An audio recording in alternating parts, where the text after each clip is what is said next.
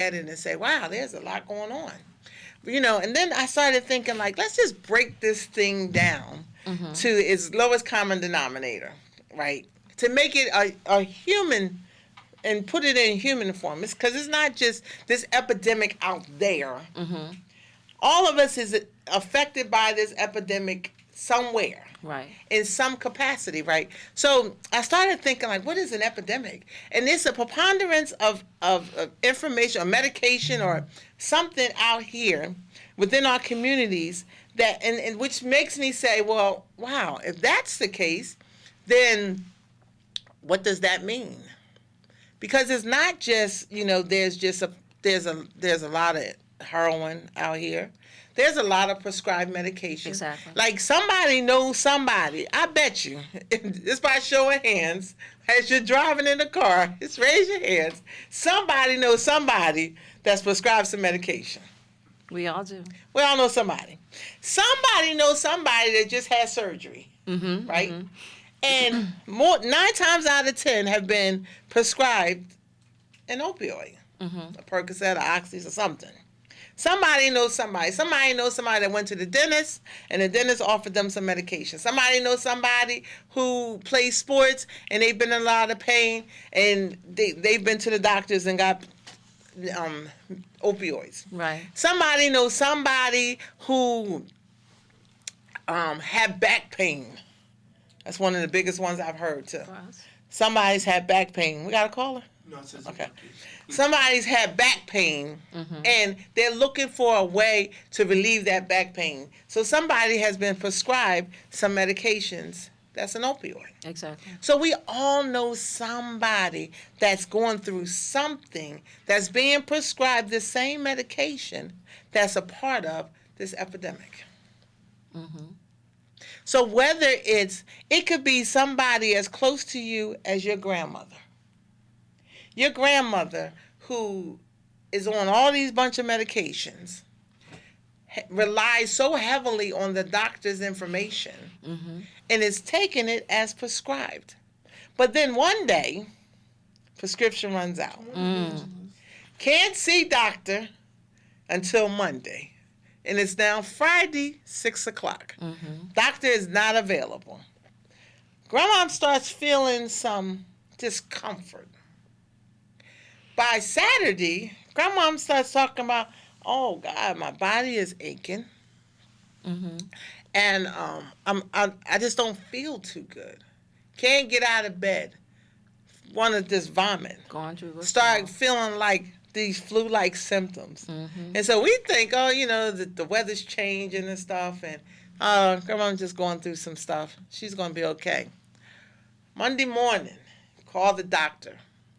Doctor's like, okay, sent your refill in, go ahead and get it. Miraculously, they get the medication. Wow, Grandma is back to normal. Grandma never did a drug in her life. Grandpa never did nothing and didn't even smoke a cigarette. And wondering, like, what's wrong? What's going on?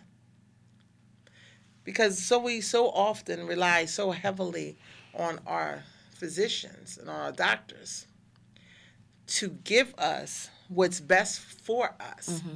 That's going to relieve the symptoms that you're experiencing. But what has happened, and the reason why we can say that this has happened, research is showing, like, it's all around. You see billboards all around. There's an epidemic going on. This didn't happen based on the John at the corner that sold so much drugs that business is booming. This is not just because of that. This is based on us not being fully aware or sometimes just totally relying on the professional to prescribe us medication without question. Exactly. Or it could be for years you've been prescribed medication. You may have asked the questions in the beginning, but the medication works. So then you stop. So when they add something new to your list of pills and liquids and whatever, you don't question them anymore because they've done so well thus far, you know. Absolutely. And you don't know to question them when you're having those flu-like symptoms, because guess what? It may be the flu going around, and you just think, okay, it was just a weekend virus, I'm over it, and not connecting it to taking your medication again. Absolutely, absolutely, and I know for myself, I've been in that situation even as a professional, Mm-hmm. and been around people that it didn't one and one didn't add up to two, and them being on medications and not knowing the severity of this Mm-hmm. medication. Like, and I gave you that description because that's what I experienced as a as as somebody watching a family member go through this. Mm-hmm. And we're not just talking about grandma, we're not just talking about grandpa, we're talking about the 9-year-old who's been playing basketball and has an injury, Mm-hmm. Mm-hmm. and now like might have to get surgery. Do you think they just give them Tylenol in the Absolutely hospital? not. Absolutely not. They give them a bunch of medication, and yes, it may just be appropriate for that. Mm-hmm. However, and I'm only sharing that story because I experienced the very same thing. When my son tore his patella tendon and like had surgery and needed medications, and they prescribed him all these medications, but yet because of my awareness, Mm-hmm. I said, before he leaves out of this hospital, you're going to wean him down. Mm-hmm. And the leave will be his medication from the door. Mm-hmm. So I'm just bringing this information to you to just normalize this thing. This epidemic is not those people out there. We think that we can match up people and say, oh, it's the person that looks like this. It's somebody you're working with Every day. every single day. Mm-hmm. It's somebody struggling that looks like they're functioning, but not functioning. But not functioning. So it's somebody like that you're sitting next to on Sunday, Mm-hmm. or maybe in that row, Mm-hmm. a couple of somebodies that is just trying to make it through yet another day. Mm-hmm. And you see it so often, you see it so often that they have to, let me take my pill so that I can wake up. Let me take my pill so that I can have my meal. Let me take my pill so that I can lay down, And let me take my pill because I don't want to be sick. Mm-hmm. It's the same thing as the heroin. Let me it's take this heroin so that I don't get sick. What's the difference? that's the same thing that people say. Mm-hmm. When they're trying to when they want to get clean, Mm-hmm. or they're struggling to get clean. And then I like to take it even a step further. Like, it's not just the medical, the physical conditions that we experience. Let's not forget the emotional and mental stuff. Mm-hmm. Mm-hmm. If when a person undergoes trauma, let's say a trauma in their life, right? That they just feel like, oh, it's just another incident. It's something that I'm accustomed to or whatever. Like, trauma gets stored in our body. Mm-hmm. So whether you decide to talk about it or not, it's there. And most of the time we just like, oh, it's okay. Mm-hmm. Or we'll give ourselves just a little bit of time. Right. Like, okay, I'm upset. This happened. Or, you might be, trauma is serious. You might go through something so severe, and from the outside, we're looking and saying, I wonder how this person keeps this smile on their face. It doesn't, but you can see the smile, but you can see something in the eyes that doesn't match up. And if you know the backstory, they medicated them just to get through, just to get through the day, just to get through the week, just to go back to work, just to have the conversation when people say, oh, baby, are you all right? Yeah, I'm fine. Okay. I don't understand how you could be fine, but okay. Because they gave them something to get through. And then some people don't get something to go through. And sometimes that we just be in this role of, I had a conversation the other day with somebody, and we was just talking about, like, you'll experience a traumatic event, like let me give you an example. Like, if somebody was going through watching her dog being attacked by another dog, and like having to end up putting the dog to sleep. So now the family endures this, but mom feels like I gotta be strong for the family, so I don't show any emotions. And then what we do is when we start to model how to deal with stuff. So we deal with stuff by not dealing with it, or not showing any feelings, or not showing like this. I was just as traumatized by it, and I watched it happen.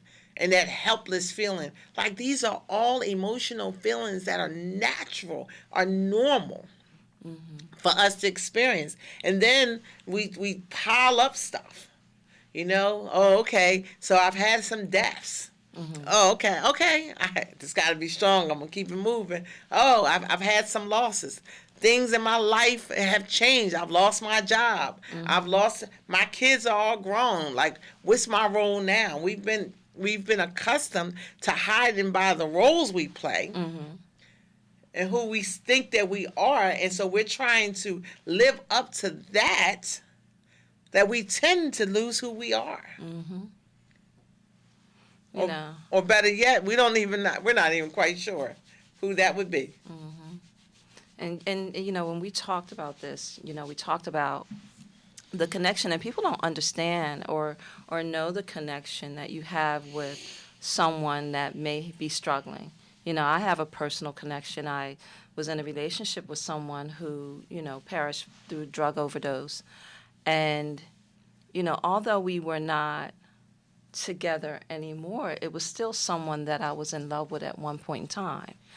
Right. But when I was with, him, I saw him be introduced to heroin, and I saw him, and it wasn't on purpose. He, like you said, he went into the hospital. He had surgery. They gave him the morphine drip. He didn't have insurance. They gave him a bottle of Percocet and said, good luck. Take care of yourself. We'll see you when things get better for you. And in a short period of time, he ran into someone and they said, listen, man, I could help you out and, help you get some sleep and get over this thing. And here, try this. Try this. You won't get addicted. And he hid it for such a long time, and then it overwhelmed him so much. And this is not the man that he was, but it overwhelmed him, and it then ultimately took his life. But in that, it took a lot of people. It took air out of me. It took air out of his children and his kids' mom, and it broke his mother's heart and all of his family members, because that's not who he was. Right. But that's the situation changed him, And did I ever expect to be a part of that? Absolutely not. Right. Absolutely not. But it was something that I happened to witness, And then it's so interesting to find myself working within an agency, John Brooks Recovery Center. It just was like, whoa. Just that reminder. So it was so scary to see these incredible clients that will come in who, before the addiction, they had a great life. Nice, respectful people. And then so you're like, no, that's not who they were. So when you see someone out on the streets and you think that, well, how did they get there? You will never know the backstory. You gotta understand. There's so many ways to get there. So don't ever negate it. So many ways. It sure is. And that's why I said in the beginning, it's about humanizing it and normalizing it, because you never know what kind of situation, and especially when you're not aware. When you go in something blindly and you're just not aware, yes, there are other remedies, even if you're experiencing pain. Like, we forget that there's a process of a healing pain that happens. If you have surgery, you're definitely going to go through healing pain. Oh, yeah. You're not going to be exempt from pain. If you even when you go through loss. There's a process of healing, and so you'll go through some healing pain and some discomforts and some questions. It's normal. But most of the time, what we tend to do, we want to be distracted by and escape our realities. Mm-hmm. So that can manifest itself, whether it's through drugs, it can be through cyber. Yes. Like now, of course, like with social media, I sometimes I'm just amazed. I have to put my phone up and even at work, like, because time can fly. You'd be like, oh, I don't have time to get my work done. But if you look at how much time you actually put on social media at work, At work. I ain't trying to expose nobody, but at work, you get so much more work done because time just seems to fly. Mm-hmm. Because you want to escape your reality. I know many a times I felt overwhelmed. Even at work, I felt overwhelmed and just wanted to check a message. Mm-hmm. And next thing you know, I'm checking a message and then I'm scrolling on to something else. You know what I'm saying? It's those little things. So I'm saying that because we always question and wonder, how could somebody live that life even with the consequences that it's presented themselves with?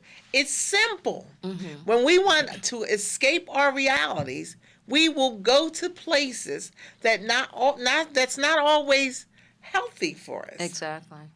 So whether it's, food, or whether it's sex, or whether it's gambling, or whether it's a drug, we just want to escape our current reality, and we think that by going to whatever that thing is that's going to fulfill us for that moment is going to be the answer. Mm-hmm. How often do we want to face it? Mm-hmm. How often do we want to embrace it? Like when you go through a loss. I remember going to a doctor one time and saying I was about to get a divorce and him offering me medication. Mm-hmm. You're going to go through some stuff. Not understanding that I could go through some stuff. Uh-huh. That wasn't the answer. Mm-hmm. That wasn't an answer for me. And this is not to judge anybody, but I'm just talking about normalizing and humanizing how addiction could run so rampant in people's lives, right? And how insidious this thing is. Mm-hmm. It can sneak up on you when you least expect it. I remember being one who judged people and looked at them and looked down. I didn't even looked at them. I looked down on them and used to say, I don't see how they could do that. Mm-hmm. I don't see how they can do that. Until I was the one saying, I don't see why am I doing this? Mm-hmm. How did I get here? Whether it's relationships. Studies have shown that most of the time women are introduced, or people are introduced through relationships to substances. Mm-hmm. They say men are mainly introduced to their peers. Mm-hmm. And how many times I've seen that? Do you recall when we were at JBRC and we were doing the overdose intervention training, and it was, we would get the call or get sent out to a site. We would get sent out to whatever county we had to go to, or whatever facility we had to go to, or whatever community center, whatever church. Someone would call and say, can you bring the overdose intervention training to us, because we need it. Exactly. And I remember going into some that it may have been 10 people, and others, I remember our biggest one might have been 75. Mm-hmm. So we had 75 family members, friends, loved ones who were there because they wanted to be trained on how to save their loved one's life. Exactly. And we thought, we going in there with a bag full of kits and paperwork and all of this here, sign in. But it was the moment that when it was over, and they would say, thank you. Thank you. I've already lost a loved one. I need to save the other ones that are involved, or hearing someone who got up to tell their story on how they became addicted and what channels they used to get help. Right. Or even come in and say, I need a kit to save my own life. Exactly. To give to my mother, my sister, or my brother, because I want to live. I want to live past this thing. And there's been different viewpoints on it. there's people that are definitely for it, saving lives, and then there's other people who feel like, you're just offering another level of excuse for a person to Absolutely continue to not. use. And even when I hear stuff like that, I'm like, wow. But what if it was your daughter? But what if it was your mother? You think she has a you think she should get that opportunity to maybe live again and make another choice? What if it's somebody close to you? Like, we may think, oh, I don't think that. You may not even agree with medication assisted treatment. However, that might be a resource that helps somebody make the changes in their life, that not feel the sickness that they want to so desperately avoid. Whatever the case may be, like, somebody's out there struggling. Somebody is out there that just want to make a change. And so often people come, go to treatment facilities and they like, yeah, I want to change, but, my family members aren't going to be happy with this. And so if I do this, then it like cause some discord. And I listen, I always say, like, it's causing discord, period. Because if you're using, it's causing turmoil in your life and in your family's life.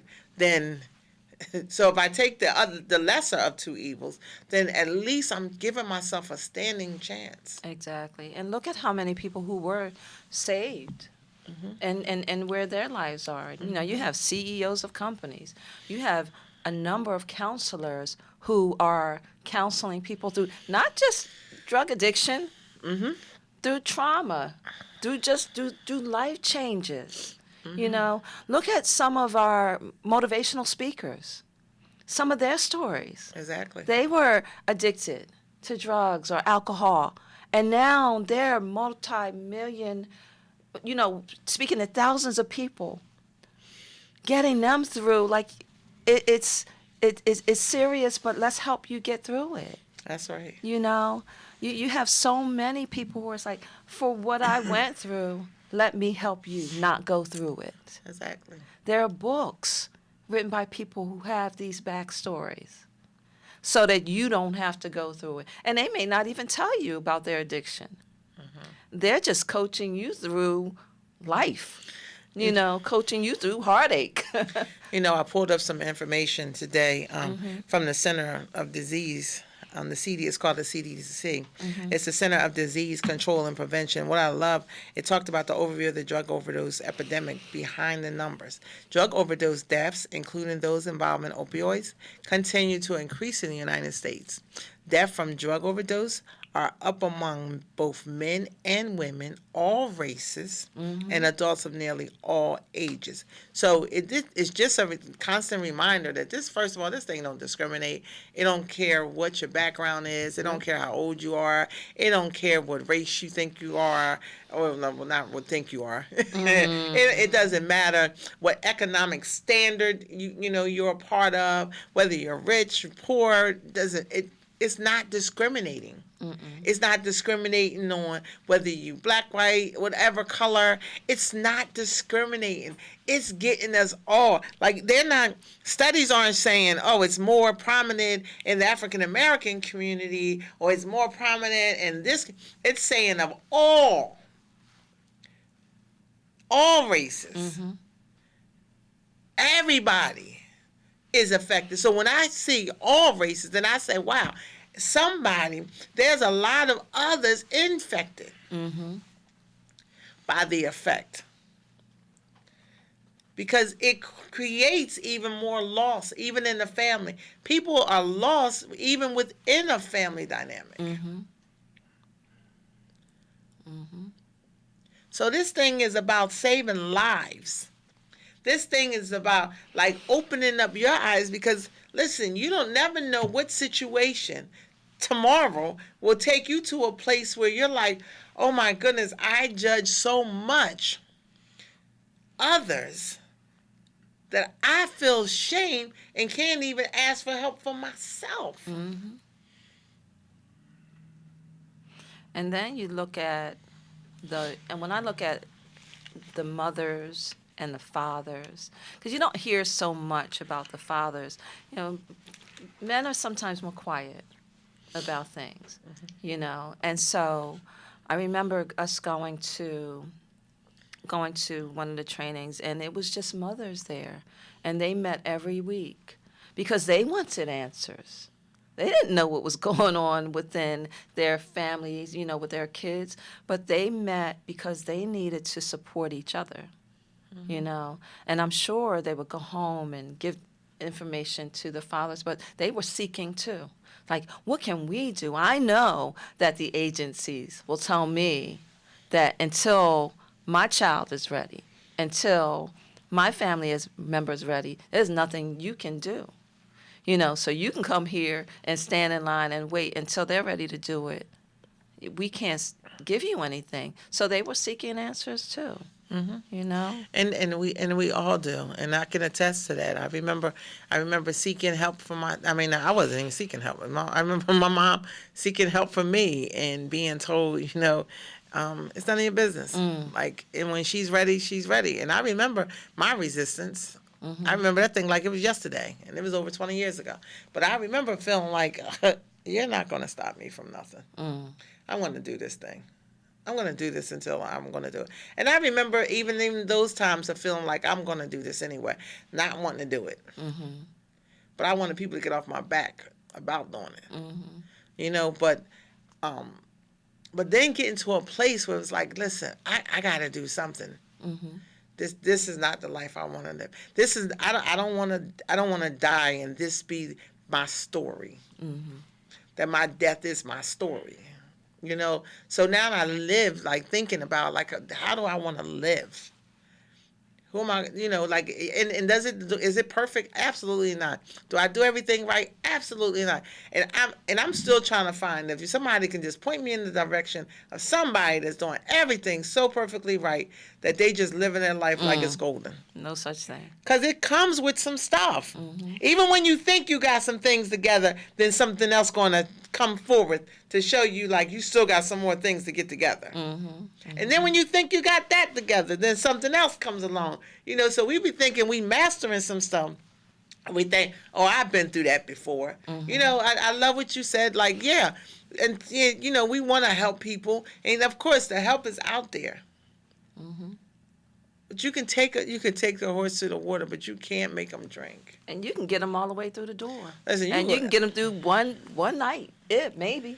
One night. I remember being a teenager and getting a ride. My parents driving me to school, watching me go through the door, and I'm looking out the door, watching them leave to make my departure. Yeah, it's. Listen, this is lost about, words with you that. know, the reason why I even brought any of this subject matter up is like, just when you see somebody, and the next time you look at somebody, and you just want to shake your head, I challenge you. Breathe into your heart. Take a deep breath into your heart. You know that heart and that breath that's been so graciously given to you? Just go into your heart and send some love. So often we want to make somebody change or look at them with disgust when they're not changing the way that we think that they should change. But I challenge you. Just go into your heart. Breathe into your heart and spread a little love. When you said 20 years ago, you had this resistance, and you said, I'm not going to change. Now, let's fast forward to now. I'm sure you hear that because you're a counselor.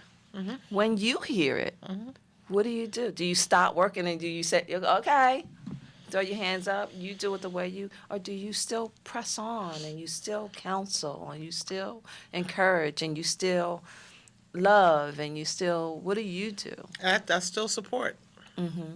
You know, and hopefully, like, continue to give resources, continue to share love.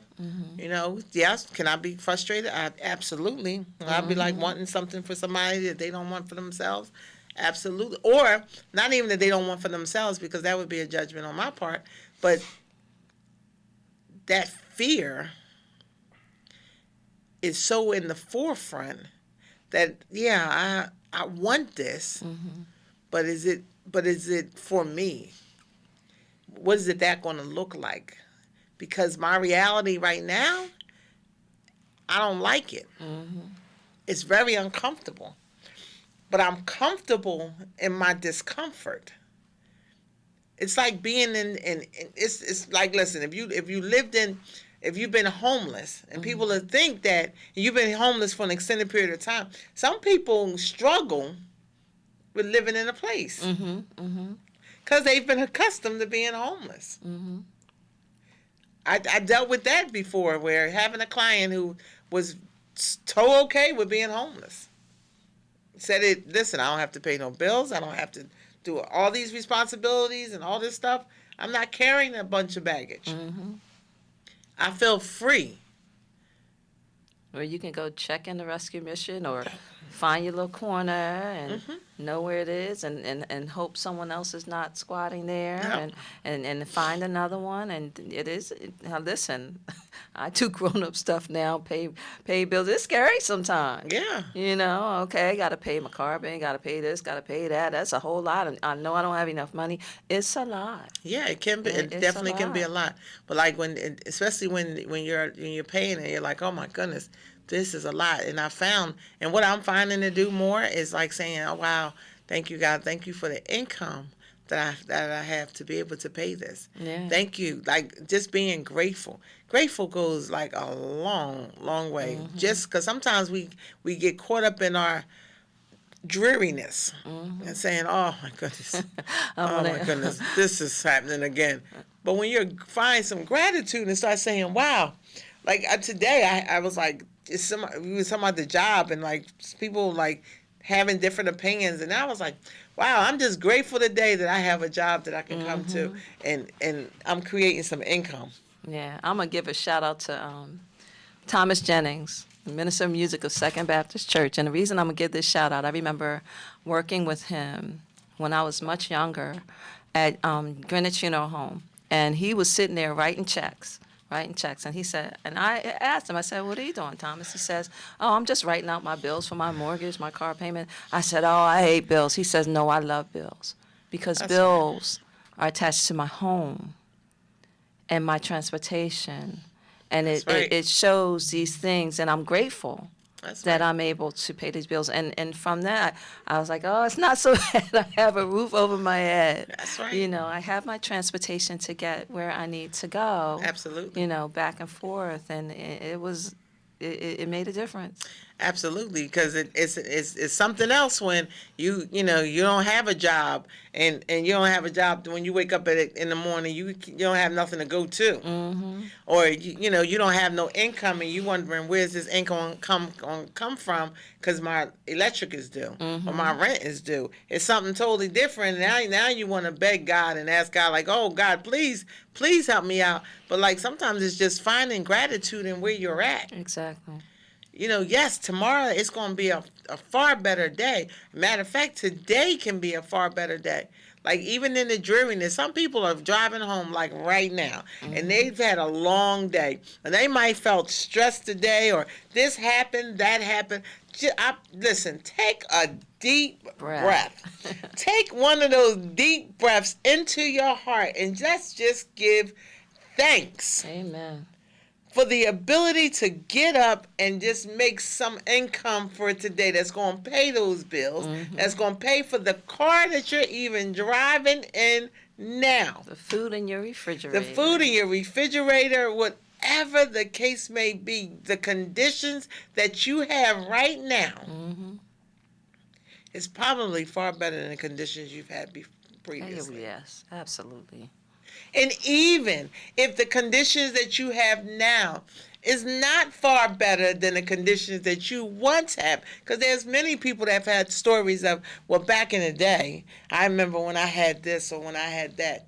Or back when I was younger, I remember when I could do this or I could do that. Listen, if you still breathing today, there's still some hope. If you're still able to wake up, I was telling my son one day, he was like, oh, I'm just not a morning person. And I'm like, baby, just know that when you wake up in the morning, God gave you some breath. And without that breath, you would be dead.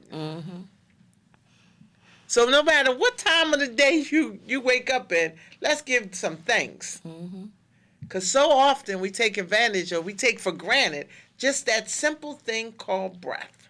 Yeah, I wonder how many people that are listening now think a little differently when they run across someone who is homeless or who has a drinking problem or who has some type of addiction one way or the other, whether it's gambling, whether it's alcohol, whether it's drugs, whether it's anything, mind you. Can you just look and think a little bit different and look at the human person? You just look at them and say, wow, and pray for them. Pray for them, because prayer is powerful. That's right. Just don't judge them. Just simply say, you know what, God, if you can make changes in their life, I please just ask you to just make a simple change, to make them seek help, whether it's a kind word or a smile, to just look up and see that someone truly cares, to see your eyes smiling at them instead of your eyes judging them. That's right. Because we feel the vibe. We feel that Absolutely. vibrational energy. We feel that energy. We feel when it's authentic and we feel when it's not. So, for our listeners, the message for today was just real simple. Just remember, when sometimes I look at people and I say, that's somebody's son right there. That could be my son right there. That's somebody's dad right there. That could be my dad right there. That person came from somebody. If not just the father, that person came through somebody. So instead of looking at them and saying, wow, they need to just cut that stuff out, I'm like, wow, that's somebody's brother or sister. That's somebody's mother or father. That's somebody somewhere. So maybe I should just go into my heart and just send them love. Because what would I want somebody to do for mine? What would I want somebody to do for my sons? What would I want somebody to do for my grandkids? What would I want somebody to do for my daughter? What would I want somebody else to do for those that I love? Would it be a piece of bread, some food? What would I want? So just be reminded that somebody. That might be Sister So-and-so's son that you don't even know. That just might be somebody that's hurting. Will we treat the hurt differently? Instead of looking at the substance, will we treat the hurt differently? Could you treat the hurt with love or judgment? So if any message that we want to give today, it's just a message of love. And remember, that's somebody that we're looking at. Exactly. All right, Julie, I know. I see the paper. Yeah, well, I just want to just let everybody know, listen, we are the Atlantic City Municipal Alliance coming from Jakarta, the Governor's Council on Drug and Alcohol Abuse. We're here every Thursday at 5 o'clock. And just if you want to reach out to us, we have a Facebook page, ACMC Awareness Facebook page, or you could just reach me on my Facebook page. That's where I posted this video. So I see that people are bouncing in and out, and I'm Julie Farmer. Just look me up. You can see this program. If you have any questions, inbox me. I'll speak with Lisa, and we'll communicate with you so that we can get as much support as possible. You Yeah. know, we want help. You know, we have a program. We have the Turning Point Day Center for the Homeless. We have a lot of people that are there. That's 1717 Richard Bishop Allen Avenue, founded by Pastor Collins A. Days, run by Betty Lewis. She's the executive director. Go over there. We have some people from Atlantic City that are in there that could use some love and some hope and some help. We have a lot of places if you really want to help. You know, go in there. Call me at Second Baptist Church, 609-348-3580. Go over to Turning Point Day Center. That's 609-246-6080. Go over and volunteer and give some people some hope and some love. But I'm going to give it back to Lisa because it's her Yes. time to, you know, Yes, and give her last word. and normally after we're off air and stuff, and we're off the radio, like Julie said, she posts the video on her page, as well as I posted on my Being Authentically Me page. Um, I, I will look at the people The who made comment. the requests more there than I'm not going to overflood my own Facebook page, but Being Authentically Me is the page that I'll look at the friend request and add you to that. So we post our this every week.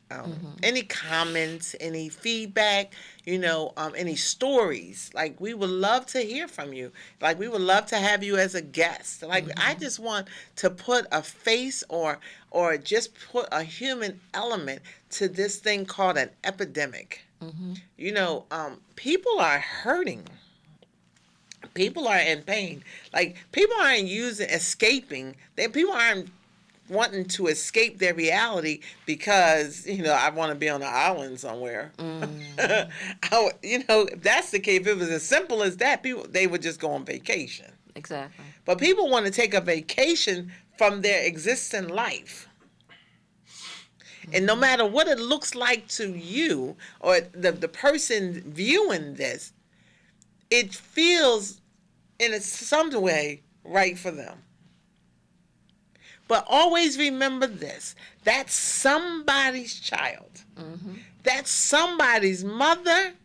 That's somebody's daughter, sister, brother, and father. Somebody is attached to somebody. Even if they've lost all their family members, they've been attached. That's just How someone. would you want somebody to serve yours? I promise you, like we like, oh, I'm about mine. I'm about my kids. I would do all I got to do for my kids. But what if the fight that you're having is with your kid that don't want you to fight for them?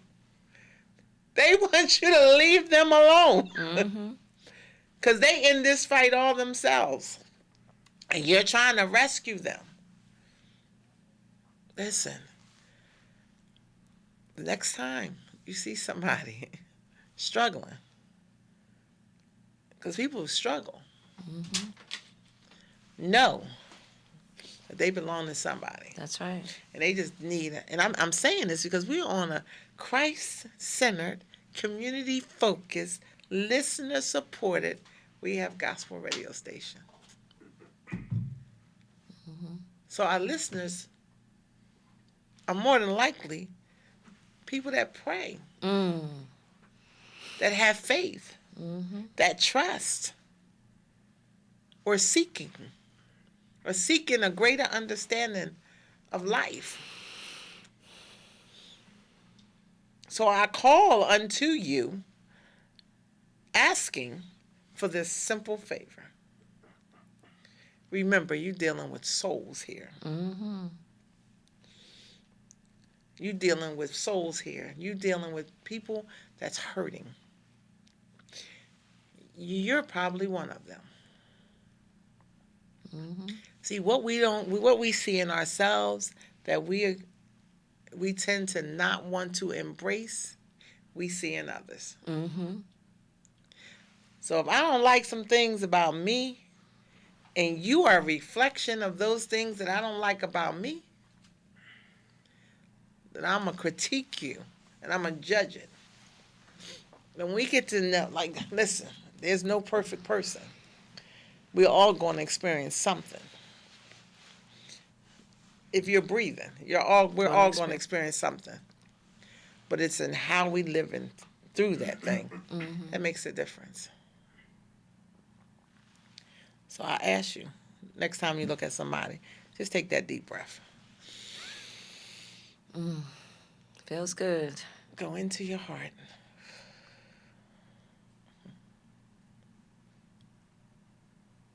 And send love. Put a smile on your face that shows compassion. Sincere compassion.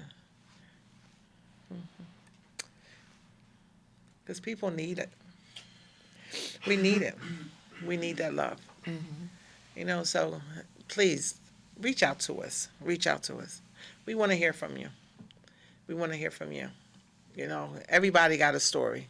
Everybody has something that in some kind of way, this has impacted so many other people. When we look at the statistics and we look at how over 70,000 people, let me just tell you, let me give you the statistics. Overdose involvement opioids killed more than 47,000 people in 2017, and 30% of these deaths was involved prescription opioids. So when I see statistics like that, and then like from 1999 to 2017, more than 702,000 people have died from a drug overdose. And that was just 2017. That's just 3 years ago. Just 3 years ago. And in 2017, more than 70,000 people died from drug overdoses, making it the leading cause of injury-related death in the United States. Wow. Wow. And this information I pulled up today. So we haven't even gotten the statistics from 2017 to 2020. And already we know that there's been deaths in 2020. And this is only March 5th, excuse me. So how many people we have to look at the statistics of how many people were saved, you know? Because there are statistics out there for that too. Absolutely. You know, and it would be nice. And I remember, you know, when we were doing the overdose intervention training, and I remember a lady named Donna came in, and she stood up at my desk and she said, "You guys did a overdose presentation at Hope All Day, and I need to replace my kit because we saved a life, you know, and we want you to come back because we need more kids." That's right. So we gotta praise ourselves for the ones that we saved too. Exactly. You know, you gotta do that too. We gotta recognize that works. You know, it works. And like I said, it could be a kind word. It could be someone that says, "I just want to be prepared just in case." That's right. You know, just in case. So. That's right. And you know, just like and I can't say it enough. It even need to say it even more. Like, just be compassionate, be loving. You know, people are hurting. You know, we're hurting in more ways than one, and this epidemic is a reflection of that pain. That, like, not only from because I was in a car accident, or you know, or you know, this happened to me. I had this sports injury. It's not just that kind of a pain. People are having emotional pains, seeking something to take them away from their reality. People are you know, having physical, emotional, spiritual pains, like really feeling like, why am I here? Why am I existing? What is my purpose in life? I remember those times where I felt like I didn't know what my purpose in life was. Like today, I understand that it was because of all the things that I've been through that brought me to this moment. Most people would say, if I knew what I knew now, then my life would be different. I say, listen, it's because of what I did then that my life is the way it is different now. We forget there's the go through that takes place. We all go through something. We all encounter something. And you're going to go through something again. And you're going to go through something again. If you breathe in, you're going to go through You're it. like, whoo, got through that. I'm good. No. Yeah. Something else is coming. Yeah. You power. You know? Yeah. Something else is coming. Yeah. You just got to, and it seems like, okay, you must be weak. Nah, I'm just as strong. Yeah. Because I'm going to You start piling up evidence that, like, Yeah. wow, I got through that. Yeah. I know I'll get through Get through this. this. You know, I've been in this situation before where I didn't think I would never get over this. But look, listen, back then, I didn't think I would be able to get over that. And look what's happened. I'm over that now. And look what's I've on got the other through that. side of getting through Yes. something. And I keep getting through that because, listen, I'm not exempt from, like, making one bad decision away from going backwards. It's a decision. It's a decision that I can constantly make. I could listen. I haven't arrived at a place where I think that a glass of wine makes sense. I'm just not there. Well, that's the reality. I don't That's even the reality. listen. 20 years later, I'm not even thinking like I start. Sometimes my mind will start telling me, well, you know, it's been some time, and I'm like, yeah, okay. Because I had enough experiences prior that I thought, well, you know, it's it will never get to that bad anymore. Listen. You don't even want to find No, out. no. Julie be wanna find devastated. out. I can't do Oh, it. how about that? I would be. Tell the truth. Tell the truth. I ain't trying to devastate nobody. Yes. Like I'm gonna just keep on living life, and I'm just gonna keep on spreading the Amen. word. I'm gonna keep on coming on every Thursday at 5:00. You find us 5 to 6 every Thursday here at 88.7 FM and 100.3 FM Gospel Radio Station. And we're on their Facebook page and our Facebook Yes. page. So if you don't get a chance to see it, you can watch it later. That's right. And if you missed it, I mean, if somebody you know might need to hear this message, please share it with them. Share it. Share it with them. Send it to them. Go on the Facebook page and share it with them. Do a watch party. Yes. Somebody needs to see it. Somebody needs to hear this. So we love you. We thank you. Yes. You know, thank you for being here. Thank you for listening. And, you know, check out our Facebook communities and our social media accounts. And we like to hear from you. We love you. Until next week, have a wonderful day. Amen. Do you have an event coming up and need a facility? Well, let me tell you about Atlantic County's newest banquet facility, Beacon Hall, located in the heart of Egg Harbor City, right off the White Horse Pike. Beacon Hall is a full-service banquet facility that is 5,000 square feet with an attached parking lot. Book your conferences, book signings, birthday parties, bridal showers, baby showers, weddings, repasts. No event is too big or too small. You can book your next event by calling us at 609-965-4255 or email us at bookbeaconhall@gmail.com. That's BOOKBEACONHALL@gmail.com. Try Beacon Hall, where we turn